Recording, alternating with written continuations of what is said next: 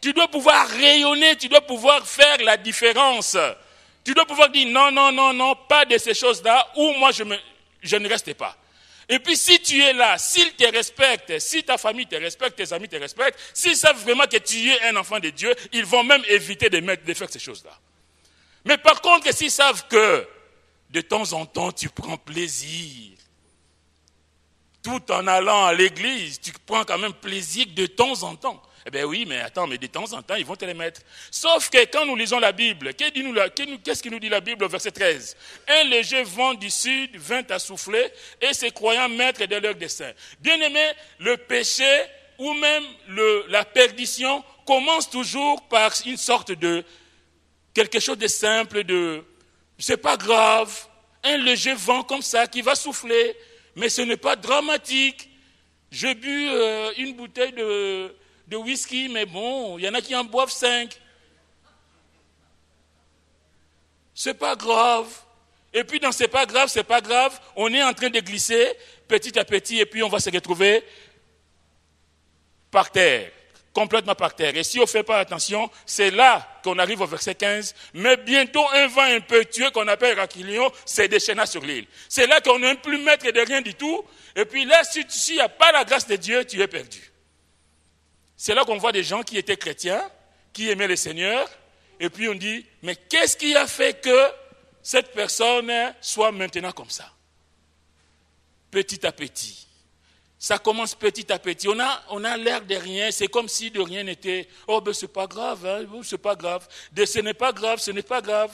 Oh, je maîtrise. Ici, c'est dit, ces croyants maîtres de leur dessein. On se dit, bon, moi je suis fort.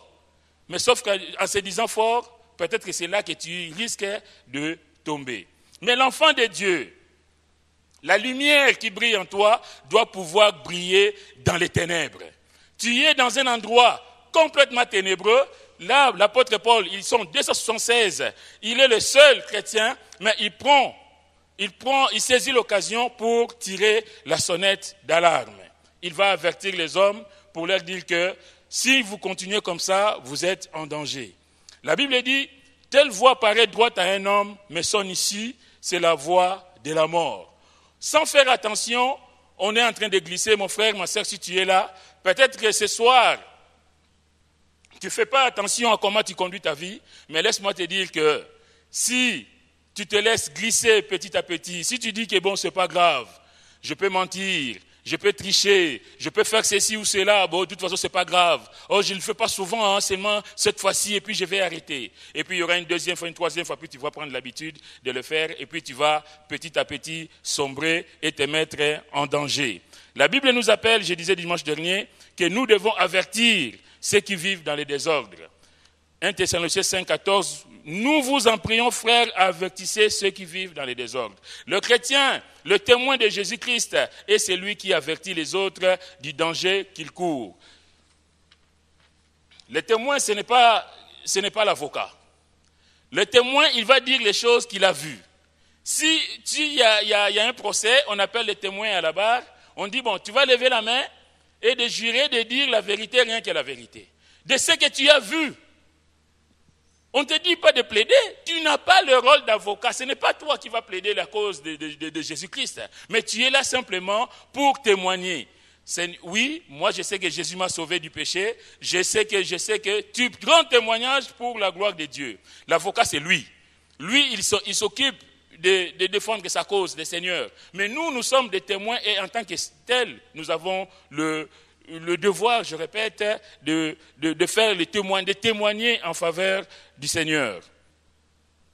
Les centeniers vont écouter le patron du navire plutôt que le Paul, parce que beaucoup de gens, même nous en tant que chrétiens, je disais tout à l'heure, nous méprisons des fois la parole de Dieu. La parole nous est annoncée, mais qu'est-ce qu'on fait de cette parole ? On la garde pour nous, oui, on entend, on est béni. Ah Seigneur, on a reçu un beau message. Mais sauf que après, on continue dans la haine de l'autre. Il y a des gens, des enfants dans la rébellion vis-à-vis des parents, je le disais dimanche dernier. Et il y a des couples où on ne se parle pas. Papa et maman, il y a des couples où, tu vois, dès qu'il y a la moindre friction, il y en a un qui passe la nuit au salon, l'autre dans la chambre. Mais dimanche, on est quand même à l'église. Ah ben c'est terrible. C'est terrible. Si ça ne va pas, on essaie de se parler. Si tu as quelque chose, mais dis-le à l'autre. Il y a des gens qui vivent sous le même toit, qui ne s'adressent pas à la parole. On ne sait même pas ce que fait l'autre. On ne sait même pas comment s'est passée la journée de l'autre. Du moment où tu es là, ça va, bonjour, okay, oh, d'accord. Et puis on est là dimanche, alléluia Seigneur, que ton nom soit béni. Oui, le nom du Seigneur sera toujours béni. Parce que la Bible dit qu'il est éternellement béni. Mais sauf que nous devons faire attention. Quelle est notre attitude? Les gens nous regardent, le voisin nous regarde, le voisin entend ce qui se passe chez nous. Quand on est en train de crier à la maison, le premier qui entend, c'est qui? Les voisins. Après, quand on nous voit sortir le dimanche, aller à l'église, oh bon. Quand on est en train de taper sur les enfants qui n'ont rien fait, parce qu'on a passé une mauvaise journée au travail, et puis on arrive à la maison, on est en colère comme tout le monde. Moi, je parle de mon père, mon père n'a jamais porté pratiquement la main sur moi. Mais mon père, quand il rentrait à la maison, enfin, il n'y a pas que mon père, d'ailleurs, quand on était petits en Afrique, nous, quand papa revenait, on disait, je vais le dire vraiment comme on disait à Lingala, papa est nzalesili. Ça veut dire que papa est de retour, la fin est finie. Il a peut-être apporté des gâteaux, il a peut-être quelque chose, et puis on va courir, embrasser papa. Mais sauf que beaucoup de nous ici, avec le stress de ce pays, le matérialisme et tout ce qu'on veut, quand on rentre à la maison, les enfants, ploup, ploup, ploup, ploup. Parce que le lion est entré. Ça ne devrait pas être comme ça. Mais quand tu rentres à la maison, les enfants peuvent dire, papa, bonjour maman.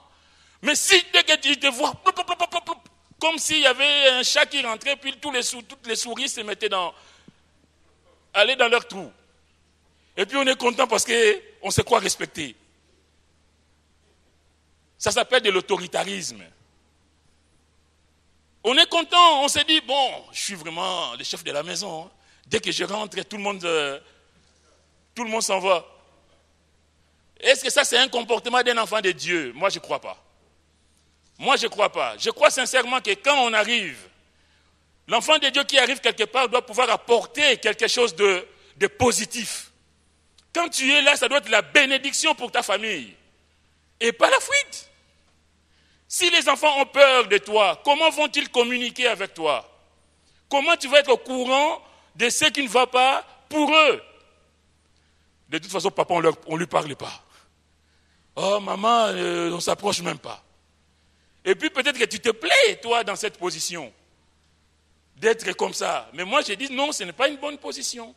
Pour un enfant de Dieu, que l'autorité du papa, de papa, de maman soit respectée, ça c'est un fait. Mais l'autorité ne doit pas être comme si, ne doit pas être confondue avec de la brimade, quoi. L'enfant n'est pas comme, il n'est pas à l'aise. Je suis d'avis que dans la parole, dans la douceur, les enfants puissent comprendre ce que c'est l'autorité dans une famille. Dans l'amour qu'on manifeste aux enfants. Parce que l'enfant sait que tu l'aimes et que tu lui apportes de l'amour, cet enfant va faire en sorte que lui aussi te rende de l'amour. Il va faire en sorte que, ah oui, mais papa est tellement bien avec nous, je ne veux pas décevoir papa. Mais tu sais, il y a des enfants, parce que tu es comme ça, ils vont faire comment ça s'appelle?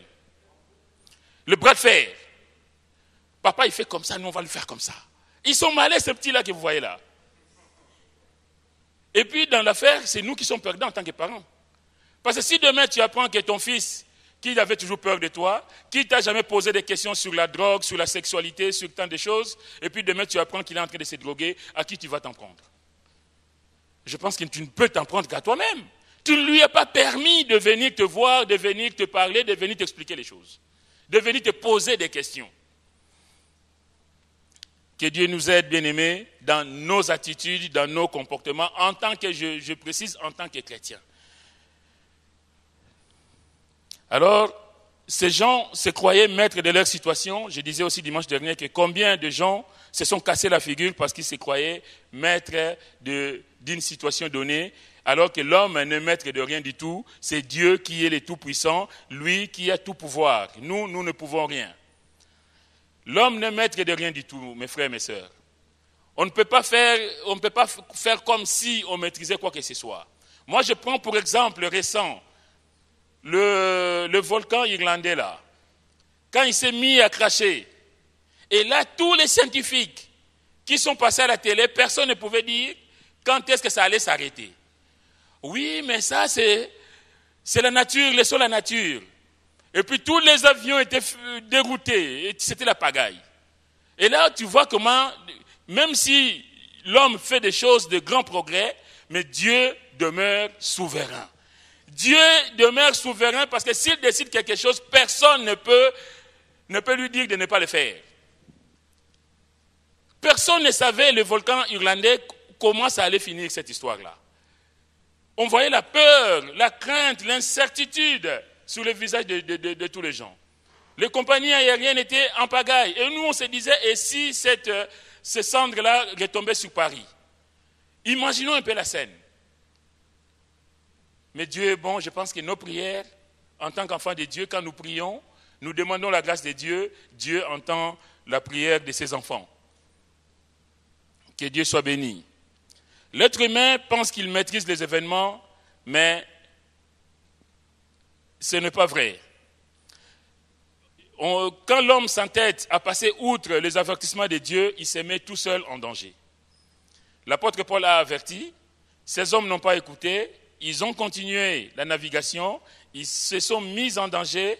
Et nous, bien-aimés, quand Dieu nous avertit et que nous, on ne fait pas attention, non seulement on se met en danger, mais on met aussi les autres en danger. Par ton comportement, tu peux entraîner toute ta famille dans la perdition. Si toi, tu ne fais pas attention dans ta façon de te comporter, en tant que papa, en tant que maman, mais tu peux entraîner toute ta famille dans la perdition. Si tu n'enseignes pas les bonnes manières à tes enfants, parce que toi-même, tu pratiques ces choses, mais dites-moi, mes frères, mes sœurs, qui va enseigner à tes enfants? Seras-tu étonné si tes enfants à 15, 20 ans et tout ça commencent à faire ces choses-là? Et tu dis, oui, mais moi, je ne vous ai jamais appris. Mais sauf qu'ils te voyaient comment tu faisais la fête, ils te voyaient comment tu étais dans l'alcool, comment tu insultais les autres, comment tu critiquais les gens, comment tu t'habillais et tout ça. Mais les enfants, là, ils nous regardent. Ah, les enfants, ils nous regardent.